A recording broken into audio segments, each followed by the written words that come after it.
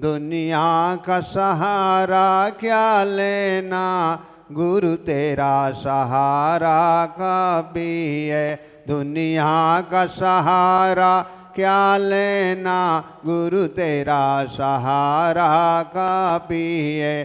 कुछ करने की क्या जरूरत है, क्षणों में गुजारा कभी है। कुछ करने की क्या जरूरत है, क्षणों में गुजारा कभी है। दुनिया का सहारा क्या लेना, गुरु तेरा सहारा कभी है। माना दुनिया रंगीन बहुत, हर चीज यहाँ पर नश्वर है। माना दुनिया रंगीन बहुत, हर चीज यहाँ पर नश्वर है।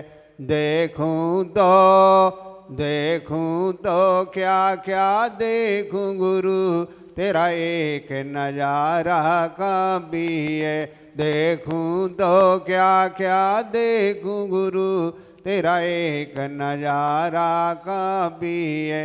दुनिया का सहारा क्या लेना, गुरु तेरा सहारा कभी है।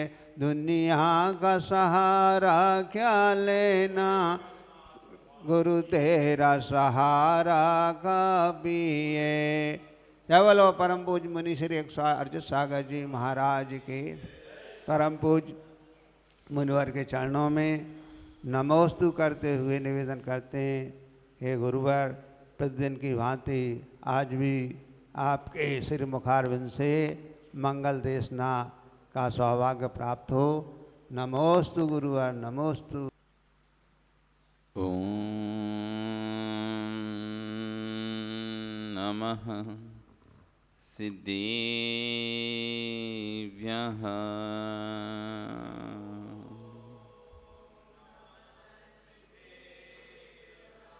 ओम नमः सिद्धेभ्यः।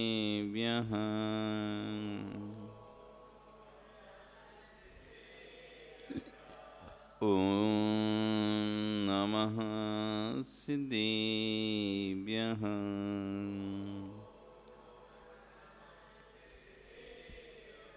तिरीणि खग्गिणाय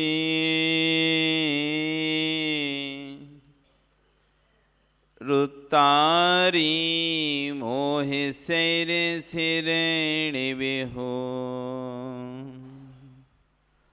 आयरी राव पसियो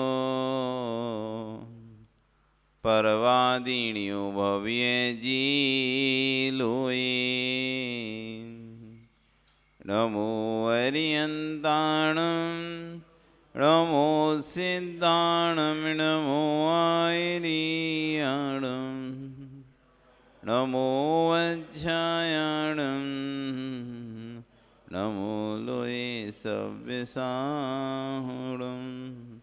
अनंत से परमेष्टि भगवान की, आदिरम आदिनाथ भगवान की, वर्तमान शासन महावीर भगवान की, आचार्य श्री 108 कुंद स्वामी महाराज जी की, आचार्य गौड़ श्री 108 विशुद्ध सागर जी महाराज जी की, अहिंसा में विश्व धर्म की। श्री अर्जुन सागर जी महाराज की जय। बंधु, वर्तमान शासनिक वर्धमान स्वामी के शासन में तीर्थंकर प्रभु की चरण निश्रा में बैठकर हम सभी यहाँ पर जिन देशना का श्रवण कर रहे हैं, आचार्य भवन कुंद कुंदेव स्वामी महाराज ग्रंथ राज रैण सारजी में श्रवण श्रावक होवे धर्मों का व्याख्यान कर रहे हैं, तो वहीं आचार्य भगवान विशुद्ध सागर जी महाराज उस पर अपनी देशना दे रहे हैं। और आज एक महत्वपूर्ण तत्व का यहाँ पर खुलासा करते हुए कह रहे हैं, धन धरती मकान संपदा ये किसी को एक साथ मिला के नहीं रख सकते। आपको यदि किसी को एक साथ इकट्ठा करना है, एक साथ एक बैठालना है एक स्थान पर, तो कैसे बैठा लोगे? पैसे के बल पर, डराकर? कैसे कैसे बैठाल सकते हो तुम? प्रवचन सभा में लोग बैठते हैं, किसके आधार पर बैठते हैं? डर से, या कोई वरदान मिल जाएगा इसलिए? तो क्यों बैठते हैं? देशना सुनने के लिए जो बैठे हुए हैं, वो किस, जैसे कोई चीज़ चिपका के रखी जाती है ना, तो बीच में कोई चीज़, दो चीज़ें जोड़ना पड़ता है, तो कोई बीच में एक लगा देते हैं पर कोई चीज़ वस्तु को। ऐसे ही तुम और हम किससे जुड़े हो? कोई क्या ऐसी बीच में क्या वस्तु है जो आपको यहाँ पर देशना सुनने के लिए मजबूर कर रही है? हैं? कल्याण तो तुम कहीं भी कर सकते हैं, यहीं क्यों बैठना जरूरी था? मोबाइल पे भी बहुत प्रवचन आ रहे हैं, सुन लो। यहाँ तो अपना अभिषेक करके भी निकल जाते, नहीं भी आते हैं, जरूरी नहीं है। जैसे दो वस्तु को जोड़ने के लिए बीच में कोई तीसरी चीज जरूर होती है, तब तो दो वस्तुएं जुड़ती नहीं है। ऐसी धर्म स्थान में गुरु से जोड़ने के लिए कौन चीज ऐसी है जो हमको गुरु से जोड़ के रखती है? अथवा आपसे लोग जो जुड़े रहते हैं,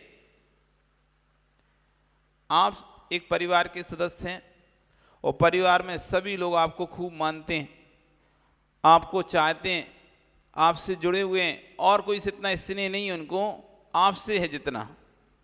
तो क्या ऐसी बीच में आपके और उनके बीच में ऐसा कौन सा वस्तु है जो आपको उनसे जोड़ के रखी है?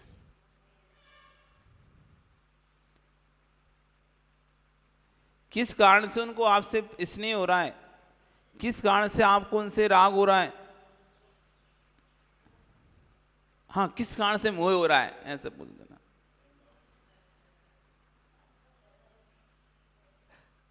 घर से, घर के लोगों से, या किसी भी व्यक्ति से एक आवाज पर सारे लोग आपके लिए तैयार हैं। क्या है ऐसा आपके पास? है वो प्रेम भाव क्यों है? वो प्रेम भाव लोगों का तुम्हारे साथ क्यों है? आज उसी बात को कह रहे हैं। आज ज्ञानियों, प्रावना का श्रेय किसी ना पुरुष को जा रहा है, ना किसी महिला को जा रहा है, ना किसी भगवान को जा रहा है, ना किसी साधु को जा रहा है। प्रभावना का श्रेय अगर किसी को जाता है, सामने देखो कुछ लिखा है, माधुरी गुण प्रीति। क्या कह रहे हैं आचार्य? माधुरी गुण प्रीति। माधुरी गुण है जिसके अंदर, उससे प्रीति स्वतः ही होती है। प्रीति मतलब स्नेह, जिसे आप मोह कह लो, राग कह लो, प्रेम कह लो, स्नेह कह लो। ये किससे होती है? माधुरी गुण प्रीति। माधुरी यानी मीठा बोलने का गुण। मीठा बोलने का गुण जिसके अंदर होता है उसे कहते हैं माधुर्य गुण। अपने व्यवहार से, अपने वचनों से, अपने हृदय से। अपने व्यवहार से, लोग व्यवहार से मधुर नहीं होते, रूखे होते हैं। कोई आया, ना तो उसको खाने के लिए पूछा, ना पानी के लिए पूछा, आए सो ठीक, गए सो ठीक, सामने से निकल भी गए तब भी ना तो हालचाल पूछे, ना कुछ पूछा। देखा आपने कभी ऐसा होता है कि आपके साथ? आप कहीं बाहर गए और वहाँ कोई आपसे कुछ पूछे ही नहीं, तो यार कहते हैं यार वहाँ का व्यवहार ठीक नहीं था, बाकी तो सब ठीक था,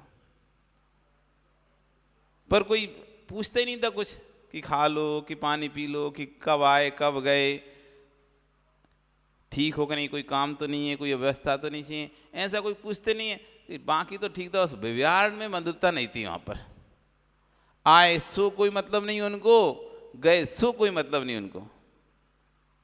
तो व्यक्ति वहाँ पर प्रेम को प्राप्त नहीं होता, राग को प्राप्त नहीं।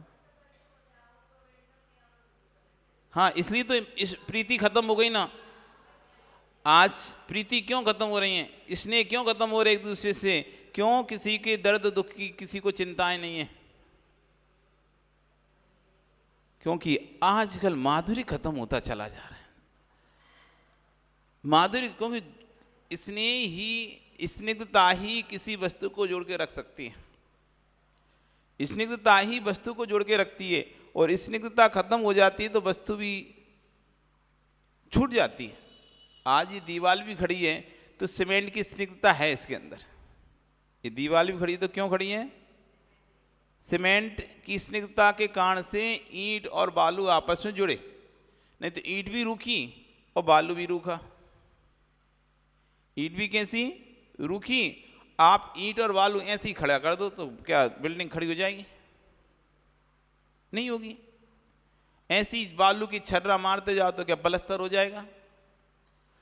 स्निग्धता जितनी गहरी आपने डाली उतनी लंबे तक दीवार चलती है। कच्ची दीवार उठाना होता है तो कम स्निग्धता रखते हो आप। भैया वो तो टेम्परेरी दीवार उठाना है तो थोड़ा सा ही सीमेंट डालते हो, बालू ज़्यादा रहती है, सीमेंट थोड़ा सा, तो ठीक है वो भी थोड़े दिन ही चलती है, एक धक्का में नीचे गिर जाती है। और जितनी मजबूत करना होता है उतनी ज़्यादा स्निग्धता होती है, उतना ज़्यादा सीमेंट डालते हैं, स्निग्ध करते हैं।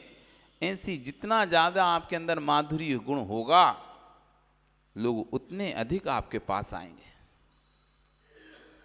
शक्कर को कभी किसी चींटी को निमंत्रण देना नहीं पड़ता।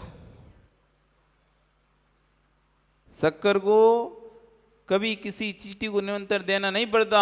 आप कहीं भी शक्कर पटक दो, चाहे फर्श पे पड़ी हो चाहे जमीन पर पड़ी हो, चींटी अपने आप उसे सूंघ के आ जाएंगे। ये माधुर्य गुण हैं, मीठापना है। तो ये मीठापना 3 प्रकार से होता है। एक तो क्रियाओं से मीठापना दिखाई देता है। व्यवहार में मीठापना, रूखा नहीं है व्यक्ति। घर में भी सदस्य आ रहे, आए सो तुम तो अपने कमरे में बैठे, मतलब नहीं आए गया क्या हुआ। और एक व्यक्ति आके नहीं, जय जिनेंद्र कब आए, अच्छे हैं आप, और थोड़ा देर रुकिए, बहुत दिनों बाद आए, इतना सा भी बोल दिए ना तो सामने वाले खुशी होती है, चलो हम आए तो इसने कुछ तो रिस्पॉन्स दिया, पूछा तो कैसे आए, कब आए, कहाँ आए। और एक व्यक्ति आया, आप बैठे थे और देखकर आपको निकल गया, ना तो ये जय जिनेंद्र किया, ना नमस्कार किया, ना पूछा, ना बोला, ना कुछ का। आपको लगेगा यार कैसा अव्यवहारिक व्यक्ति है। कम से कम नमस्ते तो कर ही सकता था, घर में हम आए हैं तो पूछ तो सकते था कब आए। तो व्यवहार से माधुर्य होना। आप अपने जीवन में यदि व्यवहार से माधुर्य हैं तो जगत के प्रिय बनोगे। हर व्यक्ति चाहता तो ये है मैं सबका प्रिय बनूं, सब मुझे चाहें, सब मुझे पूछें, आगे आगे सब मेरे को समझें, लेकिन उसको अपने व्यवहार में माधुरता नहीं आती। कभी भी कोई व्यक्ति दिखे उससे जय जिन कर लो आप। कोई भी व्यक्ति आपको मिले उससे इतना ही पूछो ठीक हो, कोई चीज़ की आवश्यकता तो नहीं है, जरूरत तो नहीं है, कोई काम तो नहीं है, इतने में ही आप व्यवहार कुशल हो जाओगे। अरे नहीं वो व्यक्ति तो ये कभी मिलो जय जिन जरूर करता है, और इतना तो पूछता है, हालचाल तो पूछता है कैसे क्या हो, और कुछ कहे नहीं करे, लेकिन कभी मिलते बड़ा हंसकर प्रेम से मुस्कुराकर। ये व्यवहार माधुर्य है, बच्चन माधुर्य है। व्यवहार से तो तुम माधुरी हो, पूछते हो, लेकिन काय कब आए, कब जा रहे हो पूछना तो है, व्यवहार तो है, आप हर किसी से पूछते तो हो, लेकिन बच्चन में मधुरता नहीं है। बच्चन में मधुरता नहीं है। जब भी पूछेगा तो ऐसे पूछेगा सामने वाला लगे जैसे कि ये तो पता नहीं क्या इंक्वायरी कर रहा है, क्या कर रहा है। कई बार लोग पूछते हैं तो ऐसा लगता है जैसे ये हमारी इंक्वायरी कर रहे हैं, हम कब आए, कहाँ से आए, कैसे आए, क्यों आए, कहाँ क्यों, किस लिए आए। और इस तरह से पूछता है किस लिए आए तुम, अरे क्या किस लिए आए, आए हमारी तो कुछ वचन व्यवहारिक नहीं होते। व्यवहार माधुर्य तो रहता है, लेकिन वचन माधुर्य नहीं होता। सीधा बोल देते हैं, ये सामने वाले चुप जाता है। कानी से काना ना कहियो, कानो जो है रूठ, धीरे धीरे पूछ लो कैसे गई है फूट। भाई उससे कह दो, काय अंधे, काय अंधे, क्यों अंधे, कैसे फूट गई तेरी, बताएगा क्या तुमको। एक बार एक जंगल में सेनापति, मंत्री, राजा तीनों अपनी, राजा मतलब अपनी पूरे दल बल के साथ जंगल में भ्रमण करने के लिए निकला। तभी तेज तूफान और आंधी आ गया और उन तूफान आंधियों में उनके घोड़े सारे बिचल गए और इधर उधर भागने लगे। और भागने से अब सब लोग बिछड़ गए, कहीं कोई कहीं कोई कहीं कोई चला गया। राजा अलग दिशा में, मंत्री अलग दिशा में, सेनापति अलग दिशा में, तीनों अपनी अपनी दिशाओं, अलग अलग दिशाओं भटक गए।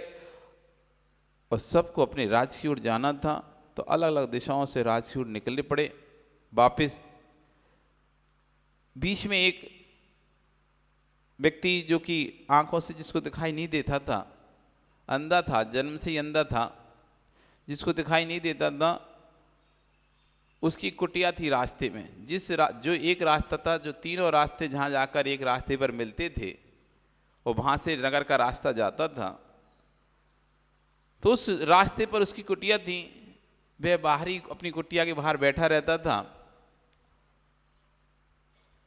तीनों भटक गए। सेनापति उस रास्ते से निकला, तभी उस व्यक्ति को देखता है और देखकर उससे पूछता है, अबे अंधे, यहां से कोई निकला है क्या? अबे अंधे, कोई यहां से निकला है क्या? तो कहता है, नहीं सेनापति जी, अभी इस रास्ते से कोई नहीं निकला। ये रास्ता कहाँ जाता है? ये रास्ता नगर की ओर जाता है। सेनापति इतना पूछकर आगे बढ़ जाता है। थोड़ी देर बाद उसी रास्ते पर मंत्री निकलता है। तो मंत्री उस व्यक्ति को बैठा हुआ देखकर पूछता है, सूरदास जी, सूरदास जी, कोई व्यक्ति यहां से निकला क्या? वो व्यक्ति कहता है, मंत्री महोदय, अभी आपके नगर के सेनापति इस रास्ते से निकले हैं और अब आप आए हैं। वो नगर की ओर गए हैं, वो मंत्री भी उसी दिशा में आगे बढ़ जाता है। थोड़ी देर बाद राजा वहां से निकलता है और राजा उसको देखकर, महात्मा जी, कोई यहां से गया है क्या? महात्मा जी, कोई यहां से गया है क्या? तो वह अंधा व्यक्ति बोलता है, राजन, पहले सेनापति गया, उसके बाद आपके मंत्री महोदय गए, और अब आप इस रास्ते पर आए हैं। ये रास्ता नगर की ओर ही जाता है, आप भी इसी रास्ते पर जा सकते हैं। राजा को भी लगा कि ठीक है, रास्ता सही पकड़ा हुआ है, और नगर में पहुंचता है। और नगर में पहुंचने का सब जब एक साथ मिलते हैं तो सभा लगती है। तो सभा में जब चर्चा होती है तो कहता है सेनापति, एक अंधा व्यक्ति मुझे मिला था, उसने कहा था नगर के लिए रास्ता जाता, इसलिए मैं रास्ते को आ गया। तो मंत्री कहता, मुझे भी अंधा मिला था, उसने कहा था कि सेनापति इस रास्ते से गए हैं, मंत्री महोदय आप भी जाओ। राजा कहता है, हमको भी मिला था, उसने हमको भी बोला कि सेनापति गया है, मंत्री गया है, राजन आप भी जाओ। पर एक बात खटक रही है, वो जब अंधा था उसे पता कैसे चला कि सेनापति गया है, मंत्री गया है, राजा है? या तो वो नाटक कर रहा है अंधा होने का, अंधा होने का नाटक कर रहा है। उसको बुलाया जाए। उसको बुलाया गया सैनिकों के बीच कर, वो सभा में आया। उससे पूछा गया, तुम तो अंधे हो, तुम्हें दिखाई नहीं देता, सत्य बताओ, तुम नाटक कर रहे हो क्या? उसने कहा, नहीं, मैं कोई नाटक नहीं कर रहा, मैं वास्तव में अंधा हूं और मुझे कुछ भी नहीं दिखाई देता, मैं जन्म से ही अंधा हूं। तो फिर तुमने ये कैसे पहचाना जब तुम अंधे हो कि पहले निकलने वाला व्यक्ति सेनापति था, दूसरी बार में निकलने वाला व्यक्ति मंत्री था और तीसरी बार में निकलने वाला व्यक्ति राजा था। उसने कहा इसमें कौन सी बड़ी बात है, इसमें कौन सी बड़ी बात है।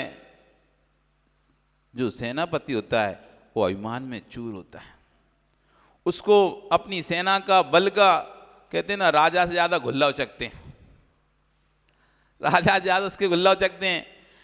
आपको जितना अपनी राज्य का मद नहीं है, उसको आपके राज्य का सेनापति होने का मद है कि मैं किसी को भी सबक सिखा सकता हूं, क्योंकि पूरी सेना उसके हाथ में है ना। तो पूरी सेना उसके हाथ, जैसे मंत्री और उनके बॉडीगार्ड होते हैं, तो मंत्री कुछ ना भी वो बॉडीगार्ड उठा कर फेंक देते हैं क्यों, पावर दिया उनको। तो अलग ही उनके अंदर जोश होता है और भाषा उनकी वैसी जोशीली होती है।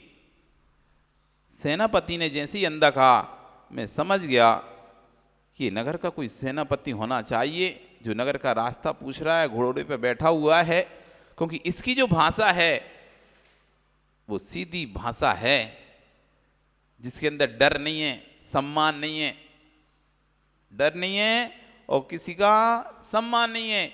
इसलिए मैंने लगा लिया निगम से सेनापति होना चाहिए।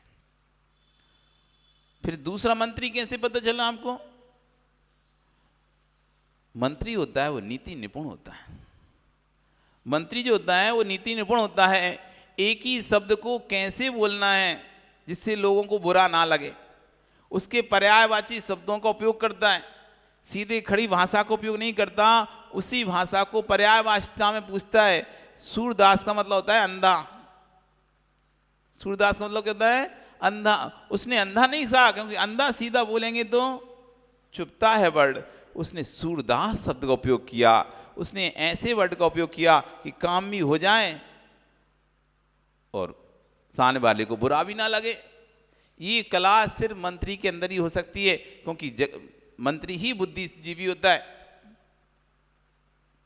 इसलिए मैं समझ गया ये दूसरा पूछने वाला नियम से मंत्री होगा। ठीक है, ये भी समझ गए। अब राजा क्यों कहा तुमने? अब ये कैसे पता चला ये राजा है, तीसरा व्यक्ति राजा है, ये कैसे पता चला? स्वामीन, राजा अपनी प्रजा को पुत्रवत समझता है। राजा अपनी प्रजा को पुत्रवत समझता है, छोटों को स्नेह देता है, बड़ों को सम्मान देता है।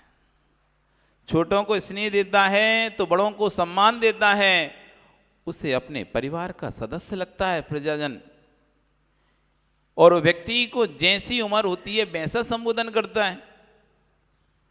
मैं जिस उम्र में हूं उस उम्र में उसने महात्मा कह के संबोधन किया।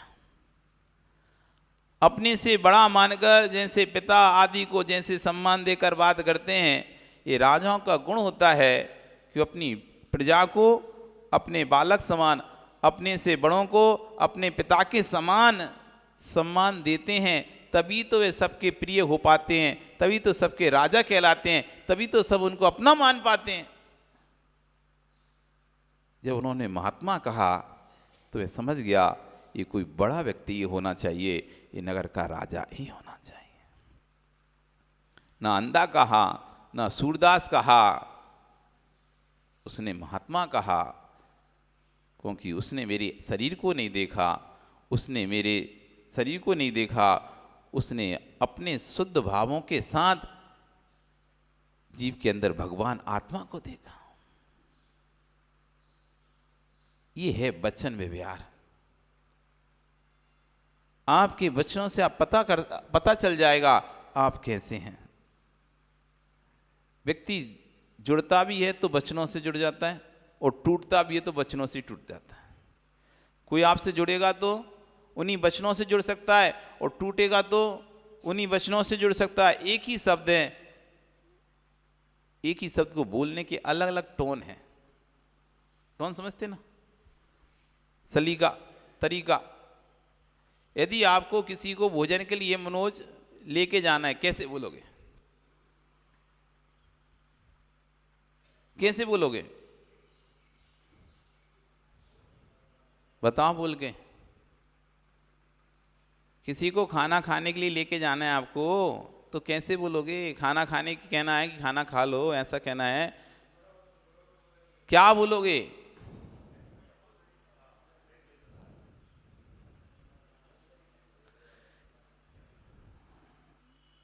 कैसे बोलोगे?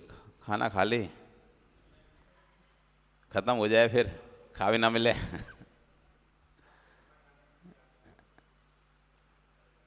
ज्यादा तुमने मीठा बना दिया, ज्यादा मीठा भी नहीं खपता। कैसे बोलोगे? तुम बताओ राहुल। विनोद जी का तो हम बता देंगे। विनोद जी आप कैसे बोलोगे?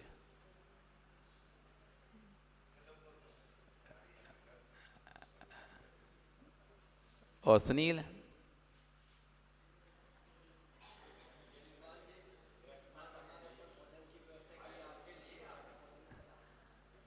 तुम सुनील, दूसरे सुनील? हाँ आप बोलो, तुम कैसे बोलोगे? अब सबकी भाषा, बैठ जाओ, अब सबकी भाषाएं देखो। काम एक ही करना है सबको, काम एक ही करना है, लेकिन सबकी भाषाएं उसी कार्य को कहने के लिए अलग अलग है। एक कह रहा है आप हमारे अतिथि हैं, भोजन करके चाहिए। एक हमारा कह रहा है आपको तो भोजन करके ही जाना पड़ेगा। एक कह रहा है खा ले, फिर आगे मिलेगा नहीं, मुंह का मत जाए यहां से। एक कह रहा है भैया खाना चालू गया, जल्दी जल्दी खाना खाओ, फिर खत्म हो जाएगा। कहना सबको एक ही बात है, लेकिन फिर भी बोलने के सलीके सबके अलग अलग हैं। थे भोजन कर लो, थे जीवन जीम लो। मारवाड़ी में कैसे बोलेंगे? थे जीम लो, थे जीम लो। सब भाषाएं अलग हैं। इस कहा कहने का अर्थ एक ही है सबका। खा ले, खा लो, खा लीजिए, खाइए, खाना चाहिए, खाना ही पड़ेगा। सबका उद्देश्य क्या है? भोजन कराना। लेकिन फिर भी भाषाओं में भेद होने से, भाषाओं में भेद होने से, बोलने की टोन में भेद होने से, एक अभिमान की टोन है, हाँ खा लो खाना, हमने रखा है खाना, तुम भी खा लो, आ जाओ। हमने दिया है खाना, तुम भी खा लो, आ जाओ, तुम भी आ जाओ, तुम भी आ जाओ। आज हमने हमारी तरफ से, तुम आ जाओ। आज हमारी तरफ से आप भी आना। आज हमने भोजन की व्यवस्था की है, आप अपने परिवार के साथ आना। हमने क्या, हम क्या किसी के, आपके ही भागने आपको भोजन की व्यवस्था की है। आप आइए, भोजन है, आइए, जल्दी से आइए, अच्छे से भोजन कीजिए, भरपूर भोजन कीजिए। कितने प्रकार हैं, चेहरे के हाव भाव, बोलने की लैंग्वेज, टोन, उससे आपको समझ में आ जाता है ये व्यक्ति ट्वेंट कस के बोल रहा है कि वास्तव में स्नेह से बोल रहा है, अथवा अपना अभिमान दिखा के देख लो, कोई नहीं करा रहा था, हम नहीं कराते तो घर में भूखे रहते, आज घर में बना के खाना पड़ता, हमने करा दिया। किस लहजे से कौन क्या बात कर रहा है, ये आप उस टोन से पकड़ सकते हो। तो आचार्य भगवान कह रहे हैं, जगत में जितनी भी प्रभावना हो रही है, उसका श्रेय किसी को जाता है तो उसका नाम है माधुर्य गुण प्रीति। यदि मधुरता है तो प्रभावना है, मधुरता नहीं है, झगड़ा होता है किसी समाज में, यदि मधुरता नहीं है तो कोई अपना बकेगा, कोई अपना बकेगा, तुम करते रहो, जुलूस करते रहो, कोई कार्यक्रम, कोई नहीं आएगा, कोई नहीं आएगा, सब अपने अपने स्थान पर चले जाएंगे। तो कह रहे माधुर्य गुण प्रीति, जिसके अंदर माधुर्य गुण, जिस यदि जीवन में मधुरता है तो सब जगह आनंद है, और यदि मधुरता ही निकल गई है तो ज्ञानी सब जगह फीका ही फीका है। एक बार अकबर की सभा में पूछा गया सबसे मीठा कौन, सबसे मीठा क्या? किसी ने कहा मिश्री, किसी ने कहा शक्कर, किसी ने कहा गुलाब जामुन, किसी ने रसगुल्ला। तुम्हें क्या लगता है मनु सबसे मीठा गुलाब जामुन कि रसगुल्ला है? बूंदी, बूंदी लगती सबसे मीठी। तो ऐसे ही सब अपनी अपनी राय दे रहे थे, कोई कह रहा बूंदी, कोई कह रहा गुलाब जामुन, कोई रसगुल्ला। तो अकबर बीरबल से ही पूछा गया तुम बताओ सबसे मीठा कौन? उसका इसके लिए तो मुझे 4 दिन का समय चाहिए। हैं 4 दिन का समय? इसमें क्या बताना है, सीधा सीधा बोल दो ना कि नहीं सीधा सीधा तो नहीं बता पाऊंगा, मुझे आपको 4 दिन का समय देना पड़ेगा। क्या 4 दिन का? आप बोलो ना क्या चाहिए आपको, क्या बताना चाहते हो। मैं बताऊंगा तो आपको समझ में नहीं आएगी और परेशानियां बहुत सारी हो जाएंगी। कि क्यों? मैं तो कहता हूं कि वाणी ही सबसे मीठी है। तो क्या वाणी क्यों? कि वाणी ही मीठी है। स्वामी कैसे कहते हो वाणी मीठी है? आप मुझे 4 दिन का समय दो, मैं आपको बताऊंगा वाणी कैसे मीठी है। क्योंकि खाने में तो मीठा लगता है कुछ और, पर आप कह रहे हो वाणी मीठी है। हाँ स्वामी वाणी ही मीठी है, आप 4 दिन का समय दीजिए। ठीक है 4 दिन का समय में आप सिद्ध करो कि वाणी कैसे मीठी है। पकवान क्यों मीठे नहीं है, वाणी ही मीठी क्यों है, ये आपके लिए 4 दिन का समय है, आप 4 दिन में सिद्ध करो। ठीक है स्वामी मैं करूँगा। इसी बीच में कोई फंक्शन प्रोग्राम आ जाता है और प्रोग्राम का दिन बीरबल के घर में कुछ कार्यक्रम था। उस कार्यक्रम के दिन बीरबल अब जाता है अकबर के पास और बोलता है कि आज हमारे घर में कार्यक्रम है और हम चाहते हैं कि आप अपनी बेगम के साथ हमारे घर पधारें भोजन के लिए। तो ना मैं तो नहीं आ पाऊँगा, मुझे तो बहुत कार्य हैं, राजकार्य। आप एक काम करो रानी साहिबा को ले जाओ, उनको बोलो वो जाएंगे। उनको निवेदन करता है ठीक है कब आना है, तारीख निश्चित है, समय निश्चित होता है। और इधर बीरबल भी कार्यक्रम था तो बढ़िया भोजन तैयार कराता, अनेक प्रकार के भोजन मिठाई मिष्ठान तैयार करता है और उसको बुलाता है। रानी पहुंचती है, उसके यहाँ भोजन करती है और भोजन का एक एक जो कौर था इतना स्वादिष्ट था, इतना स्वादिष्ट था कि वो हर कौर पर तारीफ करती है। इतना मीठा भोजन तो मैंने कभी नहीं किया, इतना स्वादिष्ट भोजन तो मैंने कभी नहीं किया, भी और खाइए रानी साहिबा, और लीजिए और लीजिए। और ऐसे कर करके उसको बहुत अच्छे से भोजन कराता है और पूरे भोजन में तारीफ करती रहती है। क्या करती रहती है? तारीफ ही कर रही है कि बहुत अच्छा भोजन, बहुत अच्छा भोजन, ऐसा भोजन तो हमने कभी राजमहल में नहीं खाया, इतना मीठा स्वादिष्ट भोजन। और वो अपनी पत्नी के साथ और लीजिए और लीजिए, प्यार से उसको खिला रहा है, प्यार से खिला रहा है और उसको खूब अच्छा लग रहा है।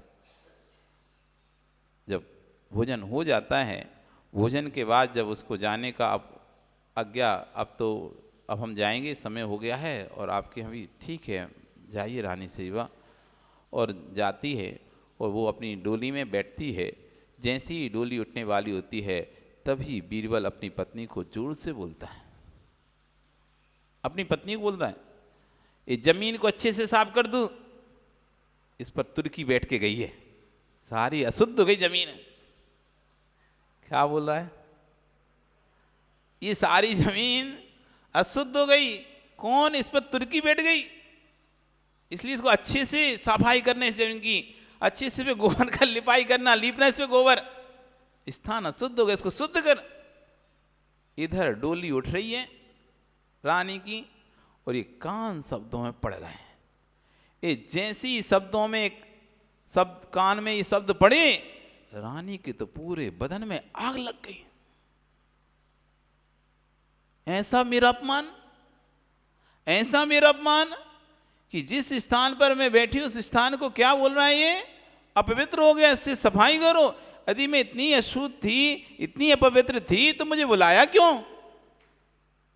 और भैया उसके तो तन बदन में आग लग गई। वो तो जैसी महल में पहुंची, और महल में पहुंचने के बाद वहाँ पे तो पहले राजाओं के खूब भवन रहते हैं, जब भी कोई गुस्सा आए कुछ आए तो उस कमरे में चले जाते थे।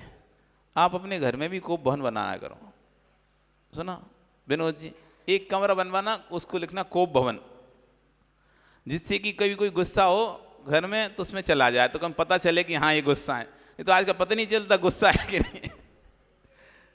बोलते नहीं है, मुंह लटका के बैठ जाते हैं, अथवा बोलते नहीं, उल्टा सीधा बोलना शुरू कर देते हैं, जवाब वैसे ही देना शुरू कर देते हैं। तो सामने वाले सोनिया तो आज हो क्या अचानक, अभी तक तो अच्छे बोल रहे थे, ये टेढ़ा मुंह करके, और ये कुछ तो भी क्यों बोल रहे हो, अच्छे से ढंग से बात नहीं कर रहे, सामान फेंकना, ये करना वो करना। तो इससे समझ लगता है सामने वाला गुस्सा है, तो एक कोप भवन बनवा दो। तो उसमें जैसे ही कोई जाए, क्योंकि पहले राजाओं के कोप भवन होते थे, जब रामचंद्र को वनवास देना था कैकई को, तो कोप भवन पहुंच गई थी। दशरथ की प्रिय थी रानी कैकई, जब वो उसके रनवास में नहीं देखा, उसके महल में नहीं देखा, तो पूछता है तो कहाँ गई, कि वो तो कोप भवन में। तो राजा दौड़ा दौड़ा पहुंचता है, पता नहीं क्या बात है आज कोप भवन क्यों, तो मनाता है वहां पे उसे। तो उससे पता चल जाता है कि कोप भवन में होने से वो लोग कोप भवन में पहुंच जाते थे, काले कपड़े पहन के कोप भवन में बैठ जाते थे। इससे स्पष्ट रहता कि सामने वाला नाराज है, गुस्सा है। तो एक कोप भवन बनवाना चाहिए। अब ऐसी रानी भी कोप भवन में जाकर बैठ गई। अब राजा जब आया, उसने रानी को नहीं पाया महल में, तो पूछता है दासियों से, कहाँ है महारानी, रानी कहाँ है? तो रानी साहिबा तो कोप भवन में। कोप भवन जाने नहीं बहुत बड़ी बात, कोई बहुत ज़्यादा कोई पीड़ा कष्ट हुआ है सामने वाले को। तो राजा जल्दी से वहाँ पहुँचता है और रानी को वहाँ पूछता है, क्या हुआ क्या हुआ, तुम ऐसे कोप भवन में क्यों आ गई, क्या किसने तुमको बोल दिया, किसी ने तुम्हारे सम्मान में कोई कमी रख दी, मुझे अभी बताओ, मैं उसको अभी मृत्यु दंड देता हूँ। कोई कुछ बोला तो मुझे बताओ। आपके मंत्री ने मुझे बहुत जलील किया, बहुत अपमान किया, मेरा घर में बुलाकर मुझे अपमान किया। क्या किया उस मंत्री ने, मुझे भी बताओ, अभी उसका फांसी की सजा देता हूं। उसने मुझको बोला कि तुर्की आके बैठी स्थान को, इसको सब करो, अशुद्ध हो गया, अपवित्र हो गया। राजा ऐसा बोला? हाँ ऐसा बोला मुझको। ठीक है, तुरंत सैनिकों को आदेश दिया जाता है, जाओ बीरबल को तुरंत पकड़ के लेके आओ। सभा लगाई जाती है, सभा में बीरबल खड़े हुए हैं, जकड़े हुए जंजीरों में, राजा सामने है। पूछता है, रानी वहीं बैठी है, तुमने रानी को इस तरह के शब्दों को उपयोग किया? हाँ राजन, हाँ राजन, मैंने ये शब्दों को उपयोग किया। तुमको पता है तुमने कितना बड़ा अपराध किया है? स्वामी मैंने अपराध किया ठीक है, पर आप एक बार रानी, आपको जो सजा देना दे लीजिएगा, पर आप रानी साहिबा से पूछिएगा भोजन कैसा लगा। अब आपको तो सजा देनी है तो दे लीजिए, कोई दिक्कत नहीं है, मैं सजा के लिए तैयार हूं। पर आपने कभी ये तो पूछा कि हमने क्या कहा, लेकिन ये नहीं पूछा आपने भोजन कैसा था। अकबर सोचते हैं हाँ यार ये तो पूछे नहीं भोजन कैसा था।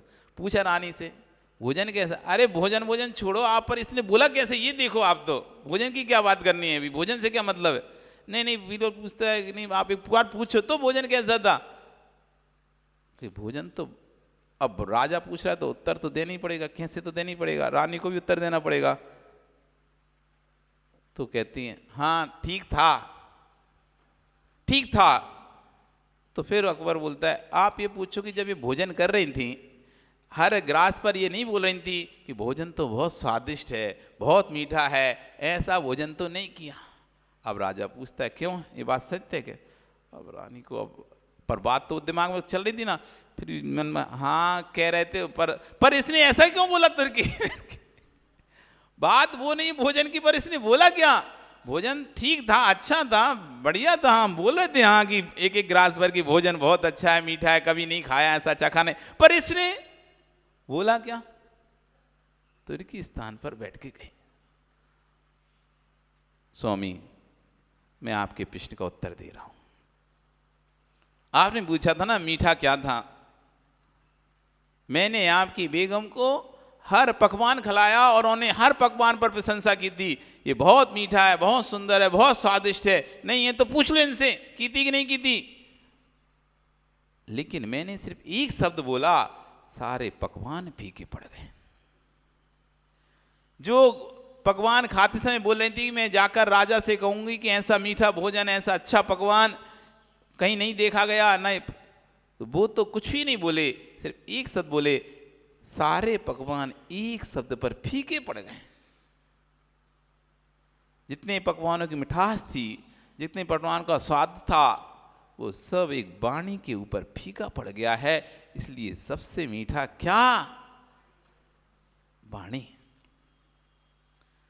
वाणी में रूखी रूखी भी मीठी लगती है।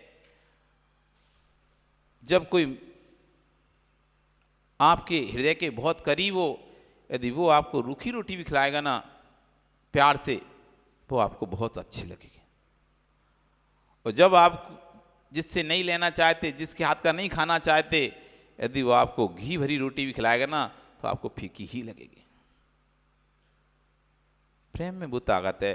तो यहाँ आचार्य गए, जीवन में मधुरता है तो सब जगह आनंद है, और मधुरता निकल गई तो ज्ञानी सब जगह फीका ही फीका है।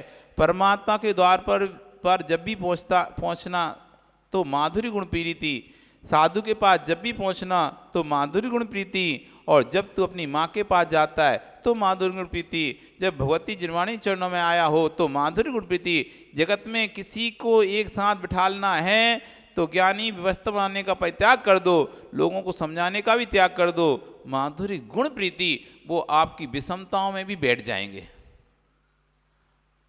यदि माधुरी गुण है तो आपके यहाँ पर बैठने की व्यवस्था भी नहीं होगी, विषमताएं भी होंगी, अव्यवस्थाएं भी होंगी, तब भी वो व्यवस्थाएं करके बैठ जाएंगे। और माधुरी गुण नहीं है तो कितनी व्यवस्थाएं कर दो, कोई बैठने वाला नहीं है। अगर तेरे पास कुछ है तो विश्वास रखना कि यदि तू श्रीफल लेकर कभी जाएगा तो भी एक भी चींटी नहीं आएगी, और हाथ से उठाकर लाएगा तो उसका घात ही कर पाएगा, लेके नहीं आ पाएगा। यदि शक्कर घोल देना, मिश्री छोड़ देना, आपको कहीं भी श्रीफल लेकर नहीं जाना पड़ेगा, चींटियां अब स्वयं ही आ जाएंगी, स्वतः ही आ जाएंगी। ऐसी तुम्हारे हृदय में वात्सल्य है, मधुरता है, तो सारे लोग अपने आप इकट्ठे हो जाएंगे। किसी को बोल बोलकर इकट्ठा करने की जरूरत नहीं है। इतने लोग यहाँ आते हैं, सब क्यों? माधुरी गुण प्रीति। इस जीवन में कुछ सीख पाओ या ना सीख पाओ, साधु संगत का फल इतना ही सीख लेना, माधुरी गुण प्रीति। कुछ सीखो नहीं सीखो, इतना सीख लो बस अपने अंदर माधुरी गुण प्रीति, मीठा व्यवहार, मीठा वचन और मीठा मन। ज्ञानियों, आपको निहारना है तो निहार लो। जो सक्कस में मिठास नहीं होती वह गन्ने में मिठास होती है, जो गन्ने में मिठास नहीं होती वो स्वभाव में मिठास होती है। घर घर को सुधार कर चलना है, घर घर को बनाकर चलना है तो सूत्र याद कर लो, माधुरी गुण प्रीति। अपने घर में एकता रखनी है, अपने घर में एकता बना के चलनी है, सास भोग एक साथ रहना है, तो एक सूत्र याद कर लो, माधुरी गुण प्रीति।